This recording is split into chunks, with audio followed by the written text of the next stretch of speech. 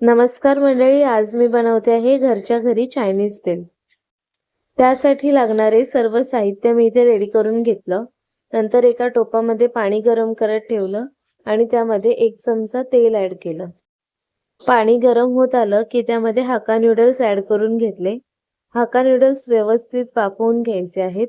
त्यानंतर एका जाळीमध्ये ते ओतून घ्यायचे आहेत। त्यातील सर्व पाणी आपल्याला निथळून घ्यायचं आहे आणि हे व्यवस्थित स्प्रेड करून आपल्याला 5 मिनिटांसाठी साईडला ठेवायचे आहेत, जेणेकरून त्यातील सर्व पाणी निघून जाईल।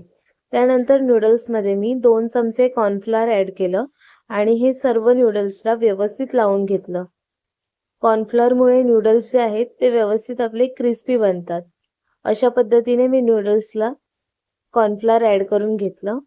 आता इथे तेल गरम करत ठेवलं। तेल व्यवस्थित तापलं की त्यामध्ये हाक्का नूडल्स सोडून घेतले।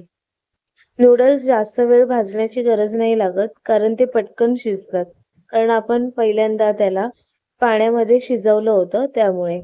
आता हे नूडल्स आपल्याला खरपूस होईपर्यंत भाजून घ्यायचे आहेत। त्याला असा गोल्डन रंग आला की आपण काढून घेऊया। अशा पद्धतीने सर्व नूडल्स मी इथे फ्राय करून घेतले। त्यानंतर मी इथे त्याला कुस्करून घेत आहे।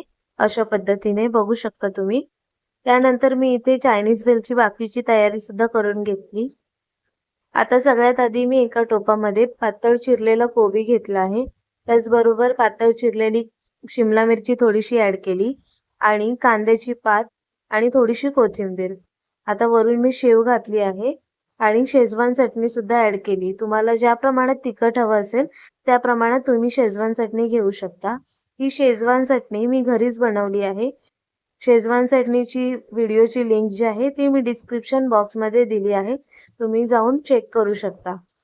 अशा पद्धतीने ही चायनीज भेल मी आता मिक्स करून घेतली आहे व्यवस्थित आणि आता एका प्लेटमध्ये काढून घेत आहे।